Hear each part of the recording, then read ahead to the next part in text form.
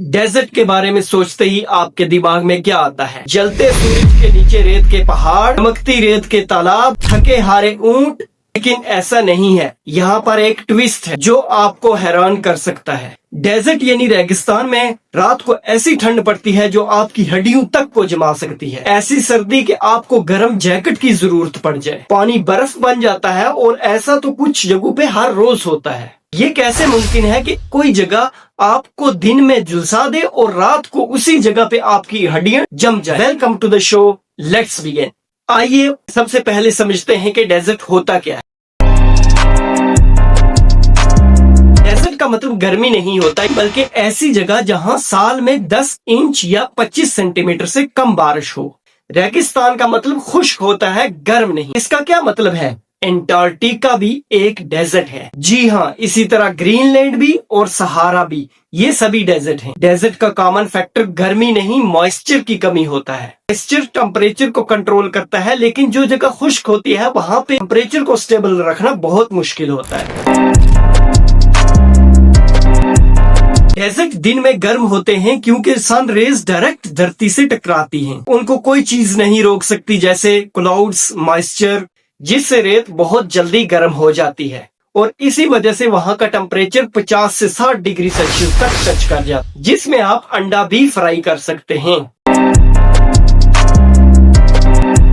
ठहरिए, अभी तो सूरज डूबने वाला है। जैसे ही सनसेट होता है एवरीथिंग चेंज्ड। गर्मी वाली पार्टी का दी एंड। रेत जितना जल्दी गर्मी को पकड़ती है उतना जल्दी छोड़ भी देती है। क्लाउड्स और मॉइस्चर न होने की वजह से इंफ्रारेड रेज ऊपर को निकल जाती है। इसी को रेडिएटिव कूलिंग कहा जाता है। डेजर्ट में रेडिएटिव कूलिंग बहुत जल्दी और स्पीड में होती है। क्लाउड और मॉइस्चर के इंसुलेशन न होने की वजह से 1 घंटे में 10 से 20 डिग्री सेल्सियस तक वहां का टेम्परेचर कम हो सकता है। एटाकामा और गोबी जैसे ऊंचे डेजर्ट में तो दिन में चप्पल और रात में हैवी स्लीपिंग बैग की जरूरत पड़ सकती है। इतनी हीट आखिर जाती कहाँ है? क्लाउड और मॉइस्चर न होने की वजह से ये सारी हीट इस्केप हो जाती है। सहारा डेजर्ट में दिन का टेम्परेचर 55 से 60 डिग्री सेल्सियस तक पहुंच जाता है, लेकिन रात में यही टेम्परेचर गिरकर 5 से 10 डिग्री सेल्सियस तक आ जाता है। एटाकामा डेजर्ट जो चिली में है, हाई एल्टीट्यूड होने की वजह से वहां पे दिन का मौसम तो खुशगवार रहता है, लेकिन रात में बहुत कड़ाके की सर्दी पड़ती है,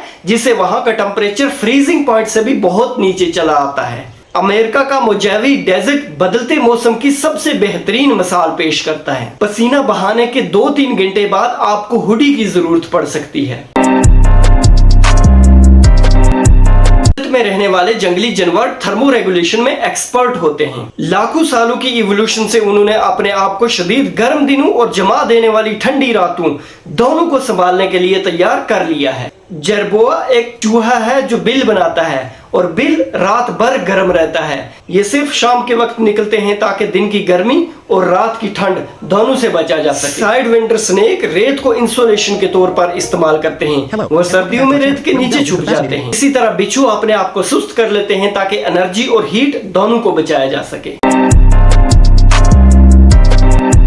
डेजर्ट में पौधा होना सबसे मुश्किल बात है। जमीन में होने की वजह से ना तो वो भाग सकते हैं या आसपास पनाह ले सकते हैं। ना उनके पास तो जैकेट होती है और ना ही रेत होती है ताकि अपने आप को छुपा भी सके। ज्यादातर रेगिस्तानी पौधों के पास अपना वाटर स्टोरेज सिस्टम होता है, जैसे कि कैक्टस और सकुलेंट एसेट्रा। तौर पर ये पौधे अपने तने में बहुत सारा पानी जमा कर लेते हैं और चीजें यहीं से मजेदार होने लगती हैं। पानी एक थर्मल रिजर्वायर है जो न जल्दी ठंडा होता है और न जल्दी गर्म होता है, जिससे ये अपने आप को ड्राई वेदर और चेंजिंग वेदर दोनों कंडीशन में बचा सकते हैं। कुछ पौधों पर वैक्स की कोटिंग होती है, जिससे एटमॉस्फेयर में बहुत पानी कम रिलीज होता है और हीट भी ट्रैप रहती है।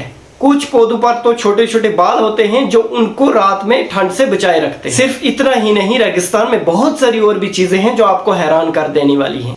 फिर भी आज के लिए बस इतना ही। मिलते हैं एक और नए वीडियो में।